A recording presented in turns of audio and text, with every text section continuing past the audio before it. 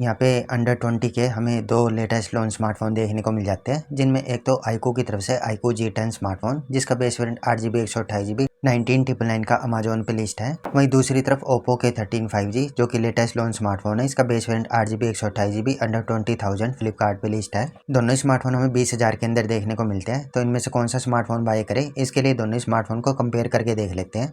शुरुआत करते हैं इनके बिल्ड और डिजाइन से। यहाँ पे दोनों स्मार्टफोन प्लास्टिक के बैक पैनल के साथ देखने को मिल जाते हैं, जहाँ ऊपर की साइड कैमराज देखने को मिलते हैं, साथ में LED फ्लैश लाइट देखने को मिल जाती है।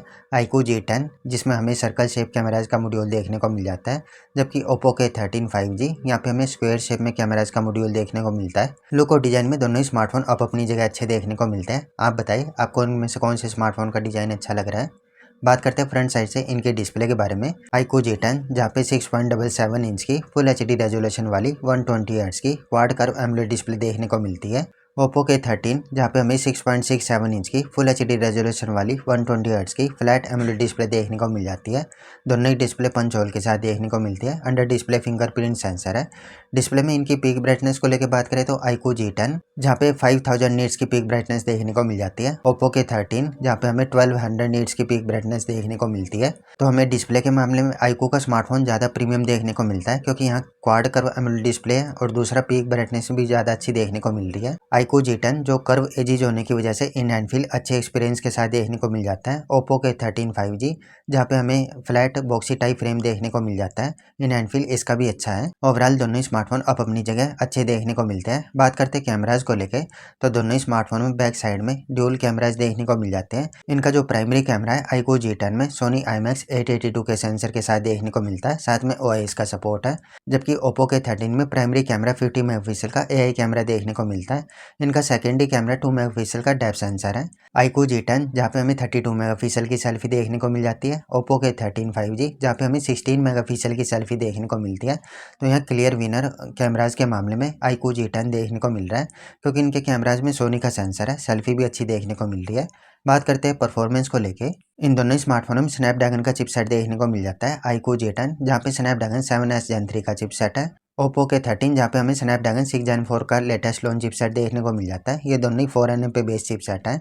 यहाँ Snapdragon 7S Gen 3 8 lakh plus के AnTuTu स्कोर के साथ देखने को मिल जाता है, जबकि स्नैपड्रैगन 6 Gen 4 7.5 लाख प्लस के AnTuTu स्कोर के साथ देखने को मिलता है। तो हमें परफॉर्मेंस iQOO के स्मार्टफोन में ज़्यादा बेटर देखने को मिलेगी। दोनों स्मार्टफोन में LPDDR4X RAM type, iQOO G10 में UFS स्टोरेज 2.2 की होगी और Oppo के 13 में UFS स्टोरेज 3.1 की देखने को मिलेगी।